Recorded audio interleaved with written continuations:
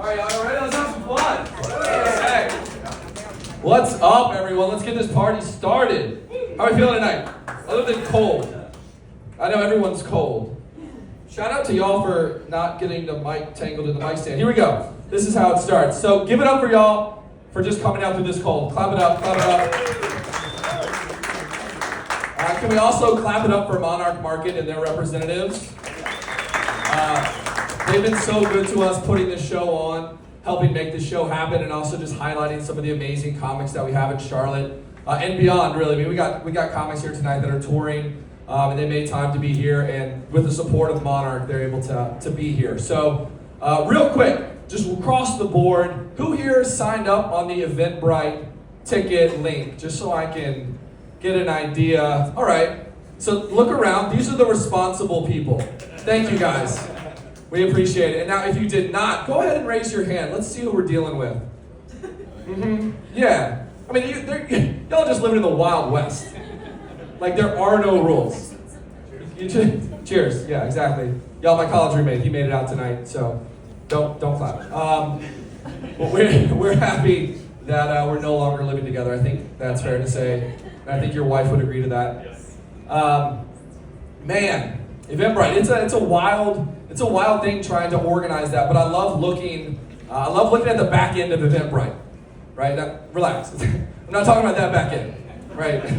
I know what you're thinking. Like, my girlfriend's here, and while I will say both back ends are robust, I probably spend a little bit more time on the okay, that wasn't funny. I'm in trouble. Run now.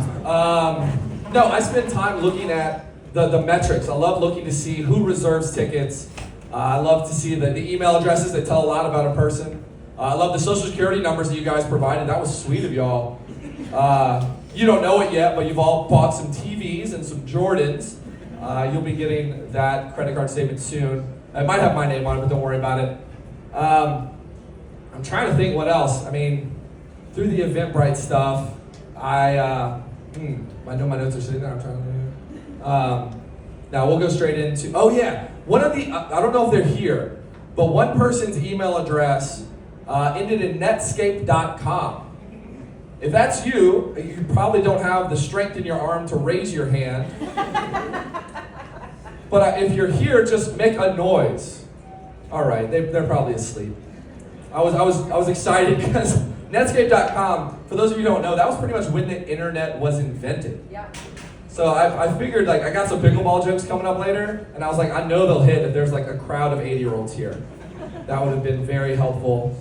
No, but I have started to play pickleball a bunch, and the 80-year-olds are just not here to support me. It's been great. I've loved getting to play pickleball. I've gotten pretty good at it, and I told someone the other day, I said, as much as I love playing, I also love like the community that it provides. They're like, so you are a loser. I'm like, all right, Mom, chill out. All right, you're the one who introduced me to the game. Now, but it's the only sport where you can be playing at a high level and get completely skunked, and your opponent will still try and set you up with her granddaughter. Like, that's so nice of her. I'm like, Ruth, I get it, I'm good. You pull up and all the handicap parking's full. You're like, oh geez, the aces are out today. We're gonna have a long day in the kitchen, you know? And then you walk inside and it's like jazzies and hover rounds, and you're like, I've seen these guys play.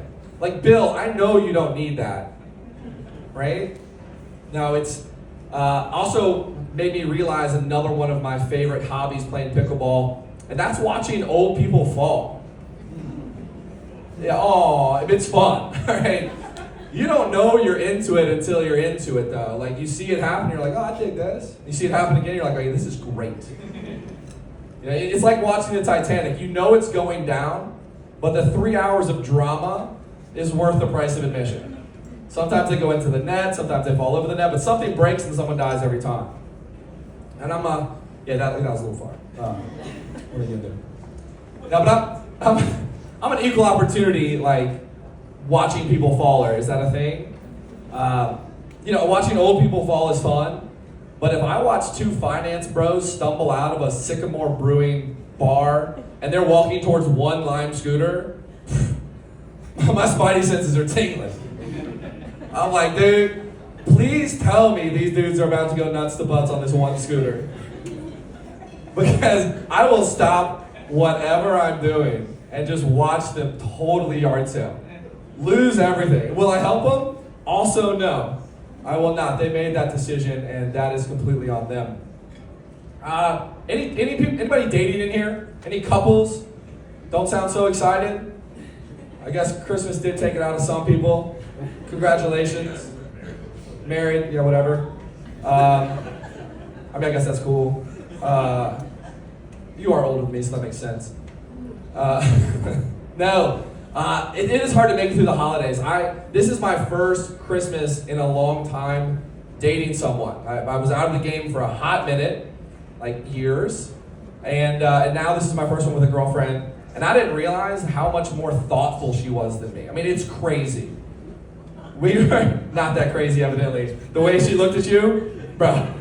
Look, I'm just saying. But are y'all together? Don't answer. Good stuff. All right. I just got the, yeah. All right, man. No more questions, Your Honor. But I realized she was so much more thoughtful because we were driving to spend time with my family for Christmas, and she goes, "Oh my goodness, she gets so sad." And I was like, "What happened? Is everything okay?" And she's like, I totally forgot to register for Samaritan's Purse to go and help pack those shoe boxes." I was like, me too. You're right. Slipped my mind. But she did pull one over on me around the Christmas season. And I don't know if this has happened to anyone in here.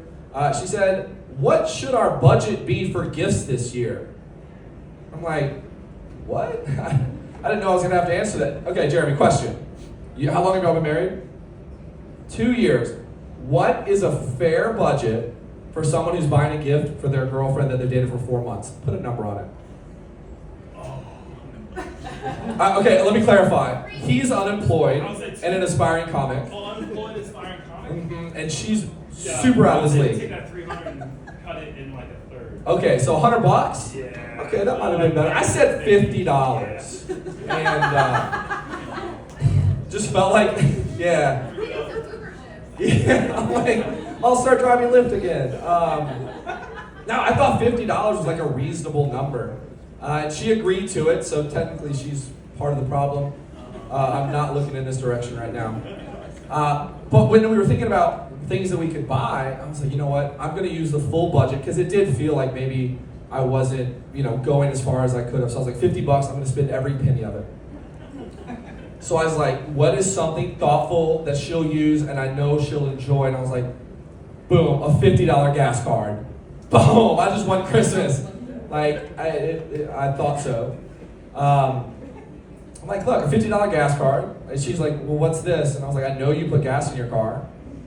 That's thoughtful. You're pointing at him again. I love that. Again, no questions. But then she walked up with her gifts for me. I can't even begin to tell you. It was above and beyond. She had her brother, who's a professional artist, draw me a portrait of my, I will say, elderly dog. And I'm like, I didn't know we were talking fair market value on these presents. Because I maxed out the budget, and she was really worried that I was going to go over budget. And I was like, if there's one thing I'm not doing, it's going over the budget. But I'm also not going under the budget, because I stay where it's supposed to be. A picture drawn by her brother is hundreds of dollars. And here I am, so immediately I start looking up flights to New York, and we're going to New York on Friday. That's exciting. It's amazing how fast you can book flights when the pressure's on, Now, look, y'all, we have a great night of comedy. I'm your host for the evening. I didn't even get in to tell y'all my name. I go by Mont Creamer. Mont Creamer's my name. It'll autocorrect on your phone to Mint. Why are you laughing? It's not funny yet. My dream was always to be an actor, and I wanted to do that triple name thing. Some of the icons. We're talking Jonathan Taylor Thomas. Yeah, I'm telling you when I grew up. We're talking Neil Patrick Harris. The other great, Mary Kate Olsen. We're talking the triple name actors that have shaped our generation. But my triple name would be Montgomery Major Creamer. It's just a little more difficult, right? And maybe my mom was making a joke when she did that.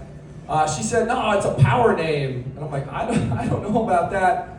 I had other friends that were like, that's a super white name. I was like, as long as you don't think both of those things, I'm good. No, but I was like, what else? What other names? Like, can I adjust my name? And there's some really good authors who go by their first initial, middle initial, and then their last name. R.L. Stein, one of my favorites because it's the last book that I read. Goosebumps, look it up.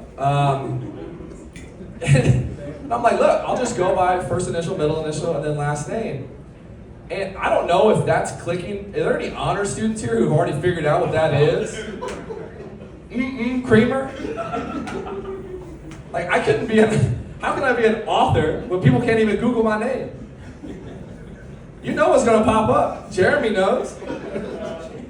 I'm not happy about that, but that's just what happens. Y'all, again, my name is Montgomery Major Creamer. I appreciate it. I'll be your host for the night. But